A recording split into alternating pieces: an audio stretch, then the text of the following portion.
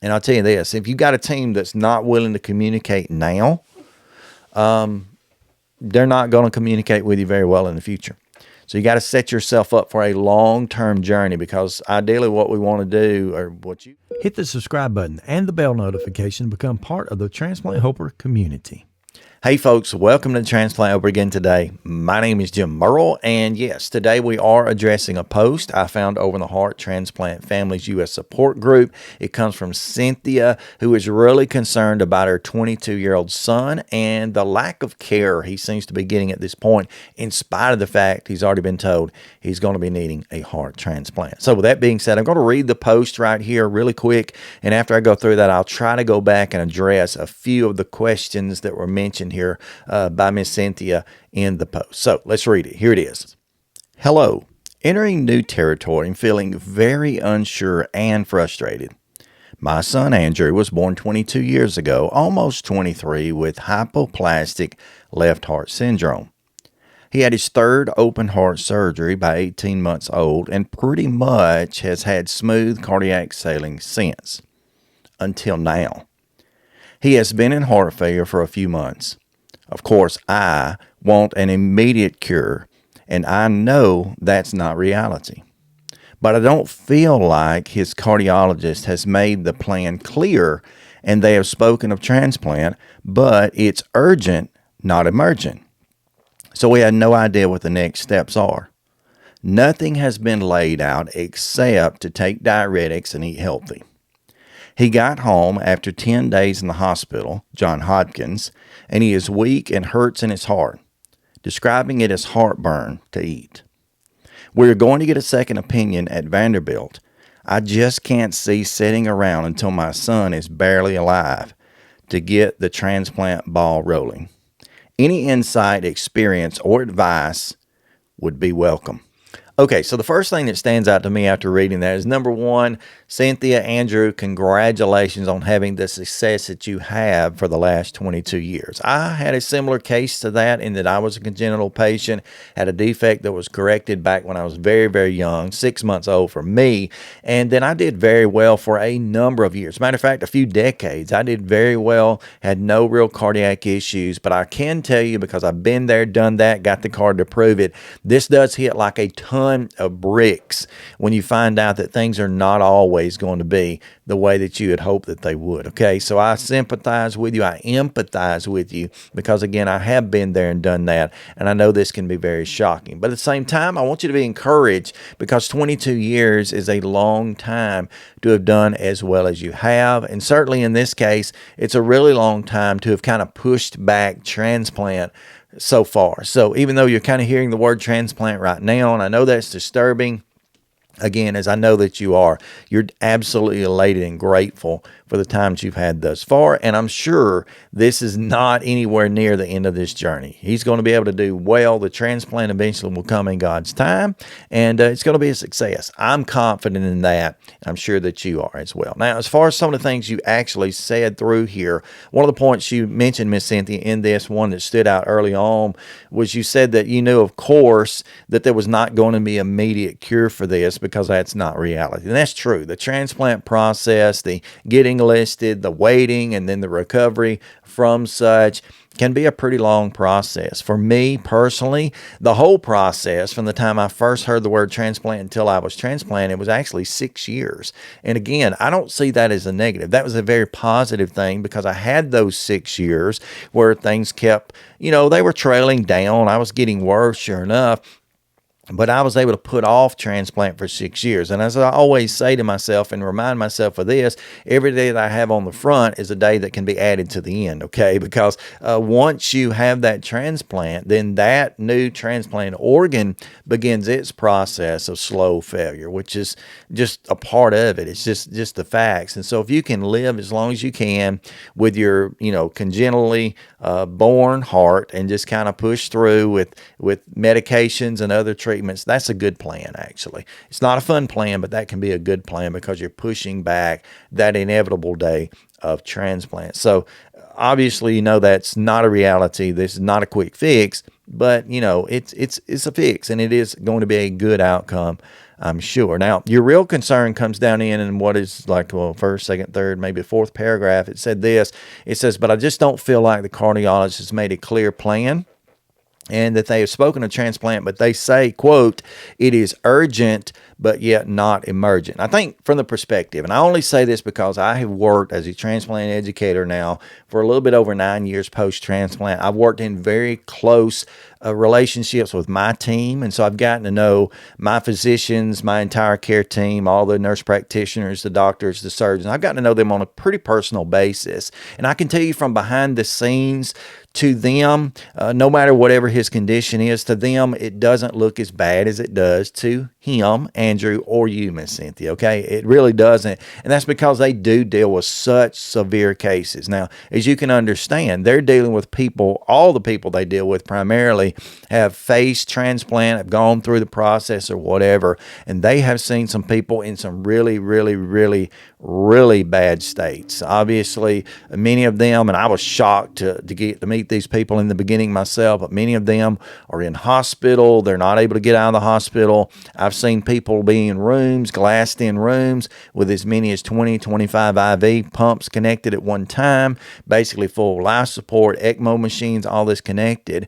And so for Andrew, even though he's certainly not doing well, certainly not doing what he wants to in life, he's so much better. I was so much better off than I understood. I can remember when my team first mentioned transplant, my mind immediately went to, well, if that's what we have to do, let's do it. Let's get it done.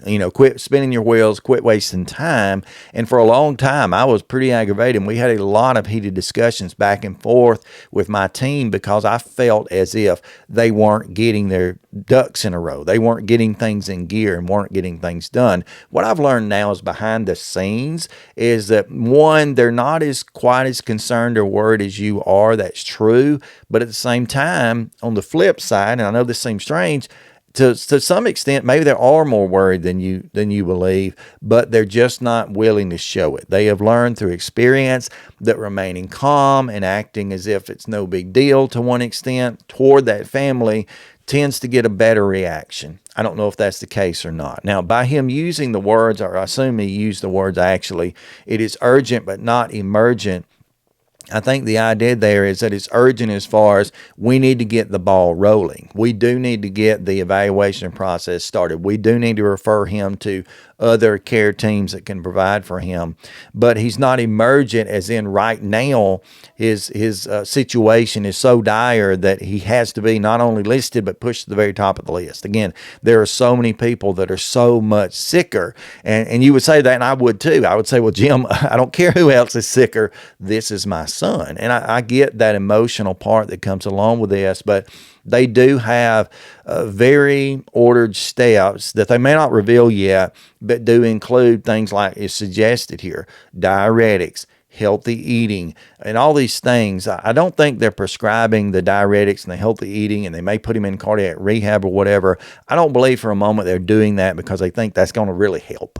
It's not going to help as far as it's not going to change anything. He was born with a congenital defect. There were some corrective surgeries done. I think 3 of them done when he was early on in life, before 18 months, as you posted.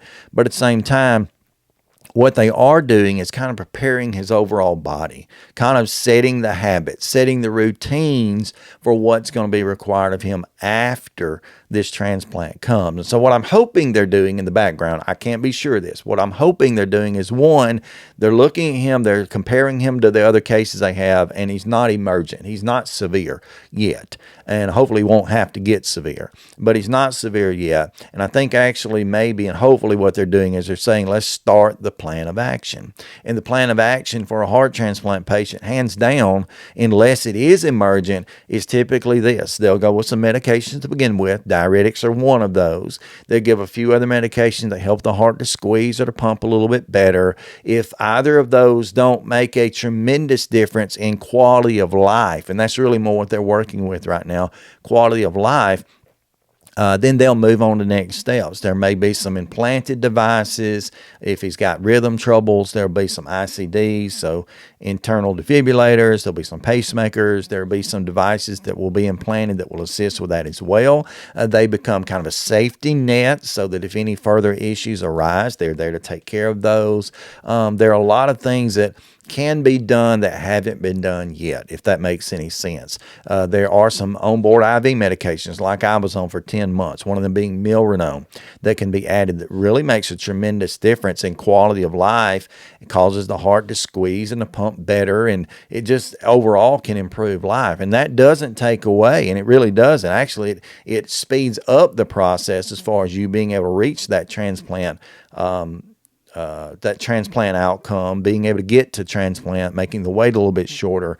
But at the same time, as it's helping with that, it's also helping you to maintain a little bit of energy, a little bit of strength, because without those diuretics, without the healthy eating habits, without the possible cardiac rehab, without the implanted devices, without the IV medications that may come sometime in the future, he may go into surgery too weak. And that's what I know you mentioned. You don't want him to get to that point. You don't want him to be too weak when he gets to that point. And as he feels that way now, I think the quote here, he is weak even to the point it hurts when he eats. Feels like heartburn.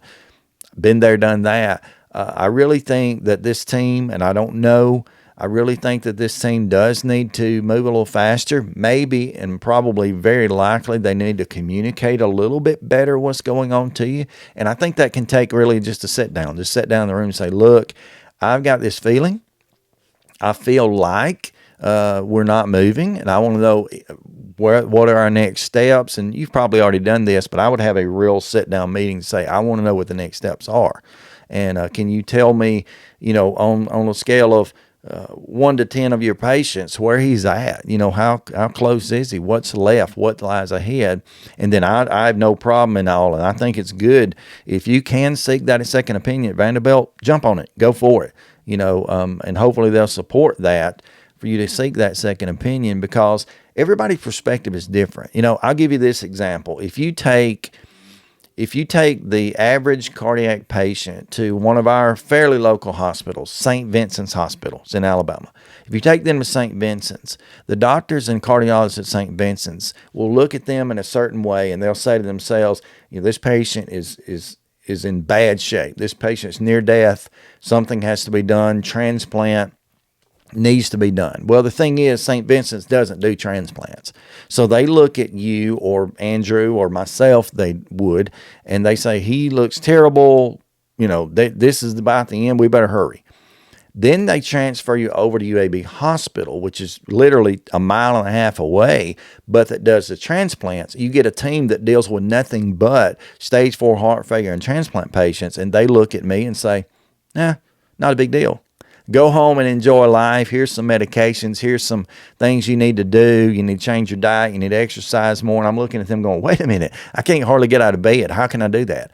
Again, they're looking and comparing him, or in my case, they were comparing me to other patients that they had. And as they've pretty much learned through time that what looks severe to the patient and their families may look severe to any other cardiologist who doesn't specialize in transplant or severe heart failure. It may look differently. And so I would just encourage you, yes, get those second opinions, but yes, sit down with them, have a meeting, and ask them specifically, do we have a plan? And if so, what is that plan? Just help me understand. I'm not telling you, I'm not arguing. I'm not trying to push. I don't want to be, pushy, but what is the plan? Just sit down and ask them for that. And I think that can help. I think that can do something at least to move you in the right direction. So I don't know if that's a lot of advice necessarily. I'm kind of looking back through your post here again to see, but I think I'm thrilled that he's gone 22 years and had the success that he has.